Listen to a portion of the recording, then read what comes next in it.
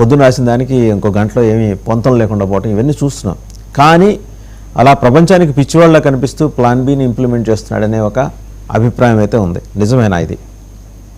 Exactly. ఆయన ఏంటంటే public relations లో చాలా దూకుడుగా వ్యవహరిస్తారు. దాన్ని సీరియస్ గా తీసుకోవాల్సిన అవసరం లేదు. కొన్ని గంటల క్రితం అయితే ఆయన ఏమన్నారంటే డీల్ ఉన్నా లేకపోతే నేను వెనక్కి వెళ్ళిపోతానని చెప్తున్నాను. అలాగా ఏదోటి అంటా ఉంటారు అంటే అది క్యాజువల్ టాక్ కింద లెక్క పెట్టుకోవాలి. క్యాజువల్ గా మనం గాసిప్ పక్క వాళ్ళతో ఎలా గాసిప్ చేస్తామో అలాంటి టాక్ కింద లెక్క పెట్టుకోవాలి. సీరియస్ డెసిషన్స్ మాత్రం ఆయన అడ్వైజర్స్ తోటి తర్వాత వాళ్ళకున్న ప్రాజెక్ట్ రిపోర్ట్స్ దగ్గర నుంచే చేస్తారు. ఆ విధంగానే చేసుకుంటూ వస్తున్నారు ప్రస్తుతానికి కూడా. ఇప్పుడు ఏంటంటే అమెరికన్ ట్రూప్స్ దాదాపు 12,000 మంది అక్కడ చేరుకున్నారు గ్రౌండ్ అసాల్ట్ కి. సో కార్క్ ఐలాండ్ కి, కషమ్ ఐలాండ్ కి సఫిషియెంట్ వాళ్ళు. అయితే బందర్ అబ్బాస్ తీసుకోవాలంటే మాత్రం దాదాపు ఇంకొక 40,000-50,000 మంది కావాలి.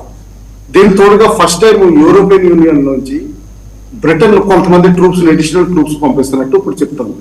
ఇప్పటి వరకు కేవలం ఒక డిస్ట్రాయర్, సబ్మెరీన్ ప్లస్ 2 కేంద్రాలు బేస్లు అటు సైప్రస్ లోను ఇటు డిగో కాశ్లోను ఇచ్చినట్టే లెక్క. కానీ ఇప్పుడు అడిషనల్ ట్రూప్స్ మెల్లగా పంపిస్తుంది. అలాగే యూరోపియన్ యూనియన్ ఇప్పుడు మెల్లగా కొంచెం పంపించే అవకాశాలు ఉన్నాయి.